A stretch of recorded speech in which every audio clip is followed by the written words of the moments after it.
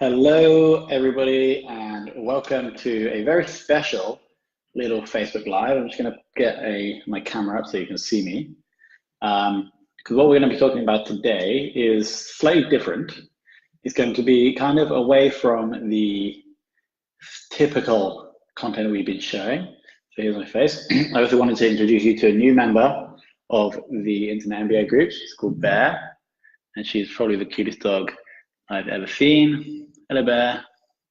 But what we're going to be covering today is a free traffic methodology we actually designed about a year ago that we use with our e-commerce brands. The kind of the opposite of going out and spending loads of cash on Facebook ads. And it's more about how you can organically create content that's addictive to your customers and then distribute that for free to get sales for essentially zero customer acquisition cost.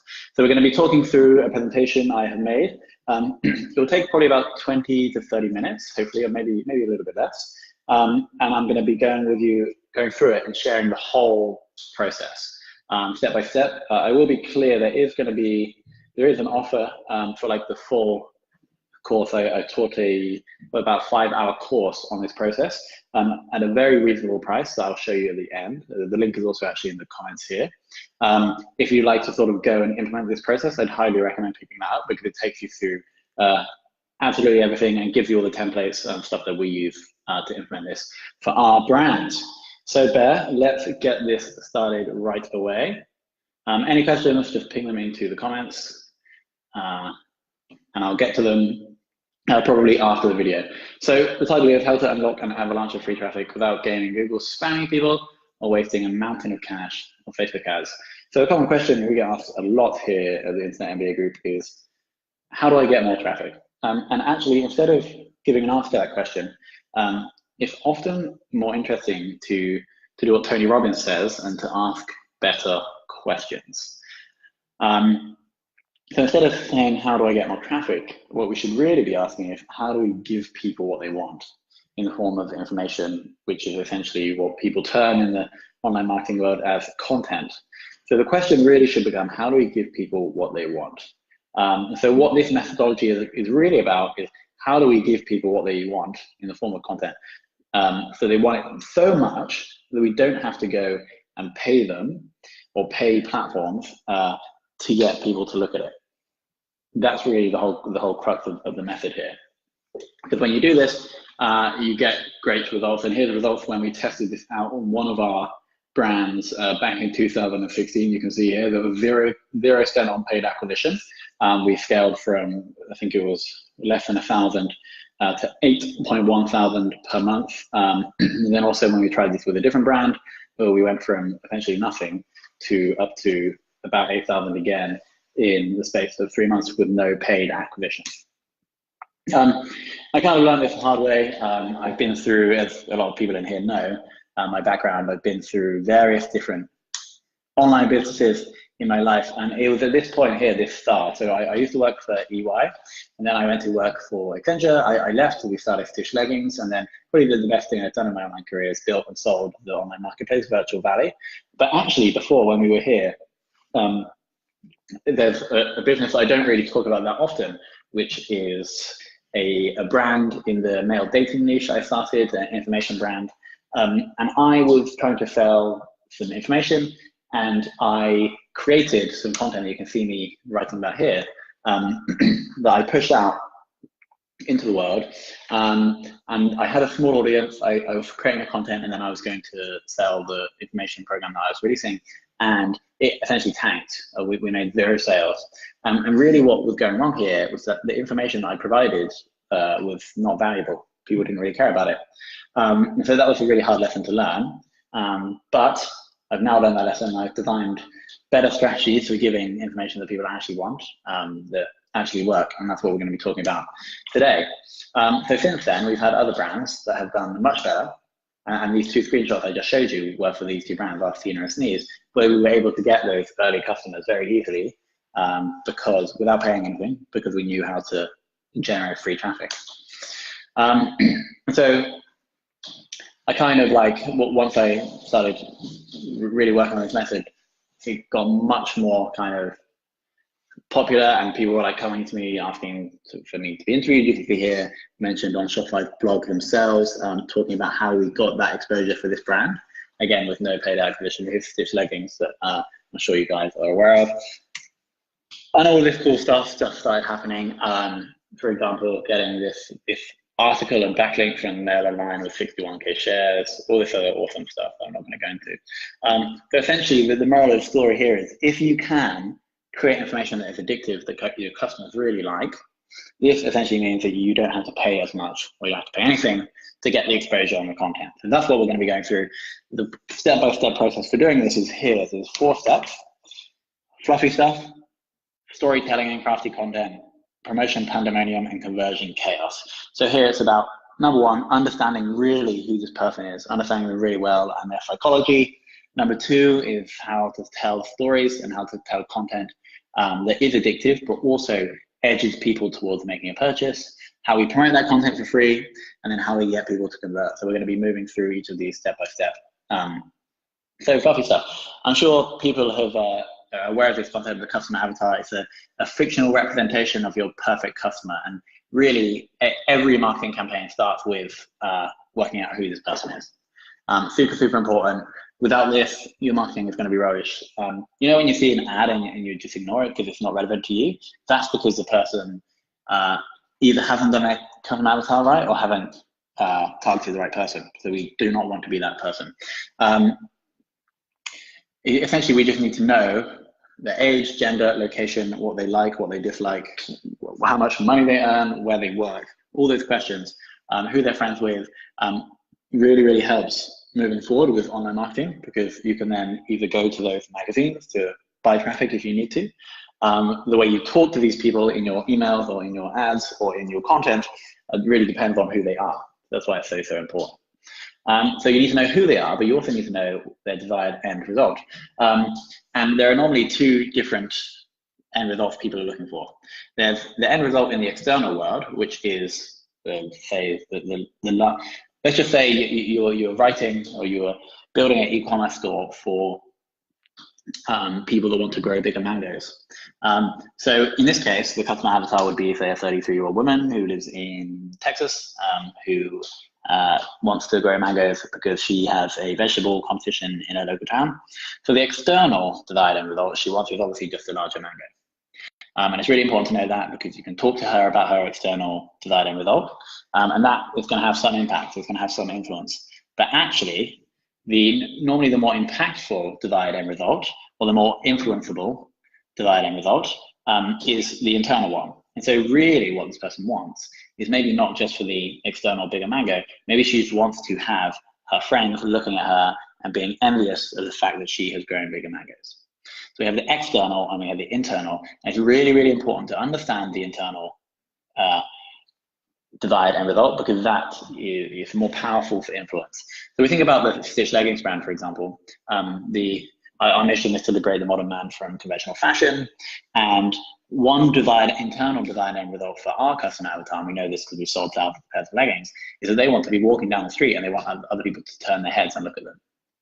That's an internal desired end result.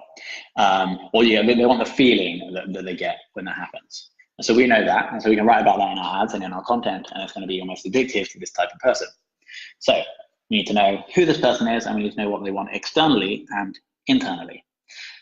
And then the third part is understanding who their potential hero is. Who do they look up to? Who can we tell the story of that's going to be very addictive to them? Now, almost every Hollywood movie follows a very specific storyline. We'll go into it in a second.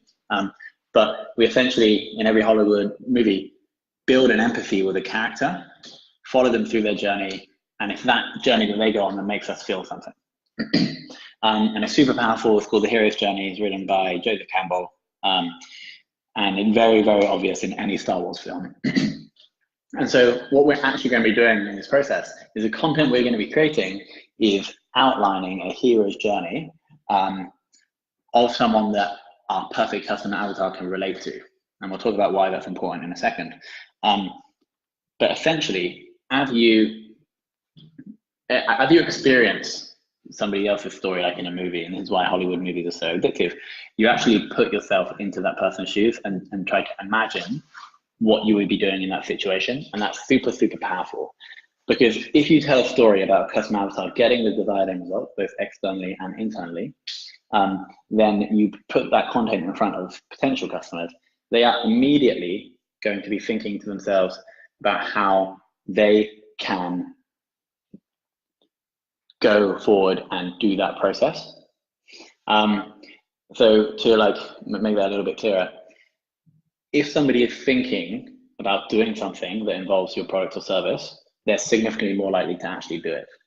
And that's like the really kind of dark psychology stuff we'll be talking about in a second. So the first part we need to do is really understand who we're targeting. We need to really understand what the internal and external desired end results are, and then we need to identify a hero. So that's fluffy stuff. Moving forward, stupendous storytelling, crafty content. So here essentially is an example of a story that we wrote for one of our businesses a couple of years back that tells almost, or is very, very addictive to a specific type of person. So we knew exactly what our customer avatar was, we knew exactly what the desired end result was, and then we started telling a story about how we were doing that. And you can see here, we've got a significant amount of shares, 300. I also started telling a story about how we were growing our male leggings brand, as you can see here. And so the headline for that video was something along the lines of 0 to 100K per month. How we're going to grow how we're going to bootstrap our e-commerce brand. And so that story is very, very addictive, again, to a specific customer avatar, e.g. people that want to grow their Shopify stores. Everybody's doing this. So we see Russell Brunson here, when he released his book, Expert Secrets, he was sharing everything on his journey to selling 1 million copies of his book. There are 3 different stories that have been told that connect very specifically with a specific customer avatar and outline how they are on the journey to getting the desired end result that they want. Again, another awesome blog in the help desk software space called Groove. They're sharing their journey on their way to 10 million in ARR. And so essentially what happens here is when you tell a story that shows somebody, e.g. your hero, going on a journey to getting a desired end result that your customer avatar wants, this is very, very powerful content. It's almost like crack to people that are trying to get that similar end result, and they will consume it like nothing else. And if that story somehow involves your product or service, then that's amazing, because it's extremely addictive content, and then your product and service is gonna be there for people to go and convert and buy, and we'll talk more about that in part 4. But as I was mentioning earlier, what we have on the screen here is the hero's journey.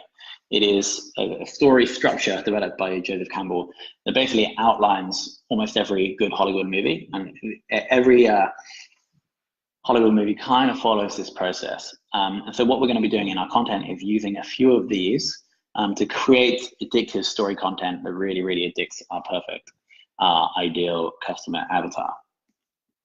So moving through, here are the parts. So this is really the structure for that story that we're going to be telling. So backstory will provide some context of who this person is. So if you hear it, so let me just make it obvious. So if we go back to the mango, you're selling mango growing kits. A hero could be someone who recently won a mango growing competition. And so in this piece of content, what you're essentially going to do is tell that person's story about how they grew the largest mango. That's the desired end result that your customer avatar wants. The external desired end result is the bigger mango. The internal desired end result is the jealousy from her friends. So you're going to tell that story in this format, and you're also going to mention the fact that all of her friends are jealous about how big her mango is. And as soon as you say that, your customer avatar is going to be like, oh my God, I really need that. How do I get that?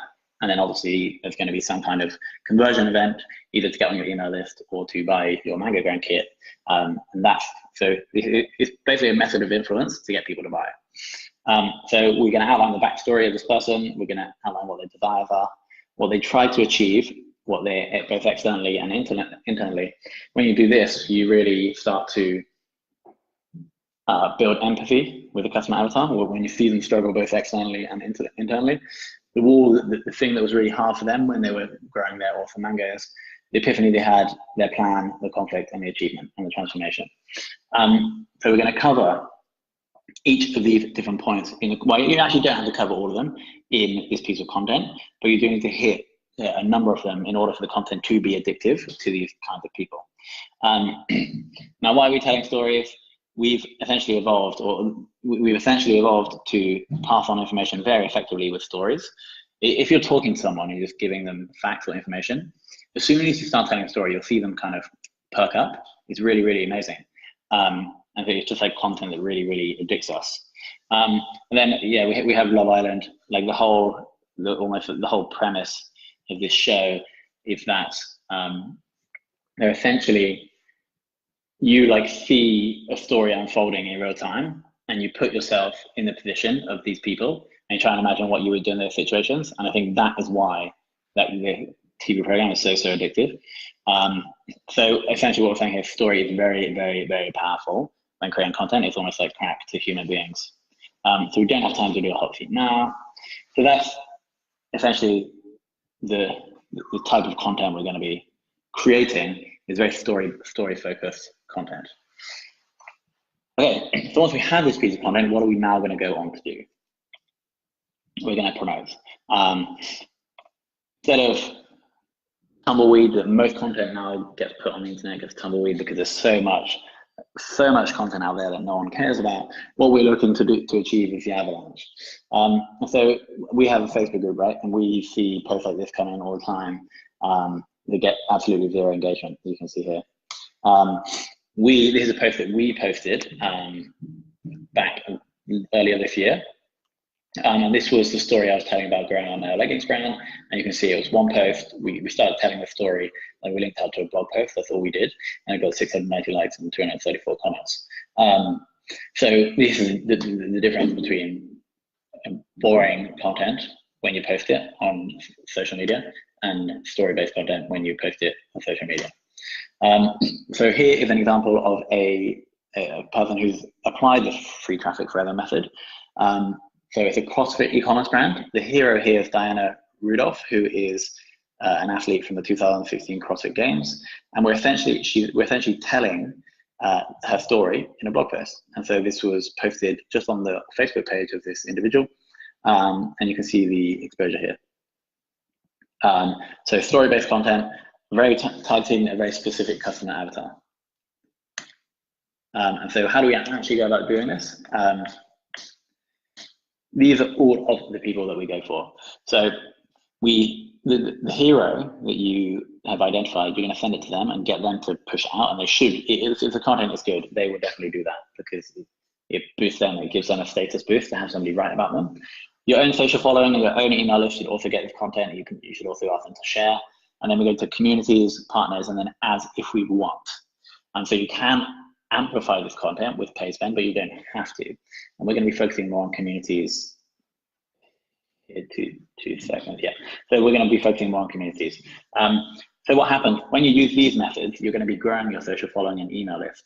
And so it's like a cycle here. We're going to do some of this, we're going to build our social following and email list, and we're going to do some more of this. And then you're going to get, it should be a snowball if you're creating good content, because every time you do it, you're going to build your own assets, and then that's going to give all the future content more exposure. So let's quickly look at communities. Essentially, there are three real places where you can post this content: Slack, Facebook, and Reddit. And you can't, it's getting harder and harder just to go into communities and post content. But if you do it right, you can get massive exposure for essentially nothing. But we have to understand gatekeeper theory in order to do this. We have to, if we're going to get value in the form of attention, we must understand and fulfill the incentives of the gatekeeper. So every one of those communities has an admin or admins that we need to connect with, or we need to add value in somehow if we're going to get them to let us post in their group. So we need to think about your incentive, the incentive of the Facebook group members. If we're just going to focus on Facebook, we need to think about the Facebook group admins' incentives, and we need to think about Facebook's incentives if we're going to do this effectively. So your incentive, obviously we want to get traffic. That's why we're doing this. The Facebook group members want to consume relevant, addictive story content. The Facebook group admin wants to keep people engaged in their group. and that's going to help grow their group. They're going to, if they add value to their community, they're going to be able to get more value back for themselves. And Facebook obviously want to keep people engaged on their platform so they can make more cash from ads. Now, I think we're running out of time, but here is the post that we did that we got 600 likes, X amount of comments. And here is how we did it. So I'm not going to go through that right now, but essentially you can check out this slide and just go through this. But there's quite a lot going on here that we did that made that post that effective. But we were taking into account the incentives of every different party there. And this essentially was the result. So basically, we really need to put content into the group, native content on Facebook before you link out, that people can engage with, that people like, if we're going to be able to get past these gatekeepers. Now, you can go directly to the gatekeeper and ask permission to post. That is also effective. And if you don't reply, then you could just try doing it anyway. Most groups now all admins have to approve content before it goes in. So go through this slide, try and understand exactly what we're doing here, and you should be able to get results like this. Other communities, here are other places, but really Facebook, Reddit, and Slack are the most effective for this. Here's an example from Reddit. This is a story we told about a product that we released, and we got a massive amount of traffic. I don't have a screenshot for the traffic, but you can see 121 upvotes on Reddit, the subreddit /entrepreneur. So that was an incredibly great piece of content for us. So promotion and then conversion. So we know who our customer is. We told an awesome story. We promoted the content. How do we actually get value back for ourselves? We really want to take our customer avatar from where they are here, sad, to where they are here, happy. Sorry about that. And so here's the journey that they're going to go on. They're going to find us through the promotion we've done, and then they're essentially going to sign up. So we really need to understand, and then ultimately they're going to buy. But before that, they're probably going to give us some kind of social or email permission asset. They're going to buy, and then hopefully they're going to stay connected with the brand and they're going to buy again or become an advocate. So we really need to go fishing, and then we really need to make a super slippery slide for them to go down on. And so the most important part here is after they've found your site, how can we get them to sign up or buy? And so we're going to do this by a number of different ways. We're going to try and take them or make them give us that commitment in exchange for something else that helps them on their journey. So with the leggings, we have two different offers for this. For people that are on non-product pages, we allow them to join the Stitch Style School, because we know one of the biggest things that our customers are unsure before they buy leggings is how to style them. And then if we get to the product page and try to leave, then we try to take their email address for 10% off their next order. And so that's two examples of how we get people from the browsing phase. So if they come to our site to visit a piece of content, an awesome story-based piece of content, these are the two things we do to transition them down the funnel. Quickly on aiding conversion, this model is really, really amazing. So basically we need to give them motivation and the ability. So we need to make it easy for them, and we need to make them motivated to do it. Then if we drop a trigger above this line, we're going to get that conversion. So, okay, I don't have time to go through this, but this is basically an example of how we improved conversion on these. So you can see this conversion rate increase here by making it super easy to get started. So we had a blog post here, and then this with it followed the page down, and people could simply click here to get started with the app, and it popped up to do this. So we made it a little bit easier for people to come and create a free trial. So that is essentially the free traffic for every method. I hope that makes sense. We do have a much more detailed 1 hour on each of these chapters course, and there's actually a bonus module as well that we have here. Here are the different things we do. So we basically break down each of those parts we went through into 3 1-hour calls, and then module 5 is about how you, once you have those conversions, how you then go and maximize the value you get for them as a business. And so this is everything we cover in that course. If you are interested, you can jump in here. I'll put a link in the comments, internetmba.io/FTF-invest. Now, it is a super reasonable price. I won't say what it is now, but go and check it out. I highly recommend you can jump in, you can join the elite Facebook group we have, the Internet MBA group, where only people that buy our premium products go into, and that's where I spend most of my time. So I highly recommend checking it out. If you supplement your paid acquisition in e-commerce with methods like this, it basically gives many more options to your funnel. And so I highly recommend joining. Thanks so much for watching, and have a wonderful day.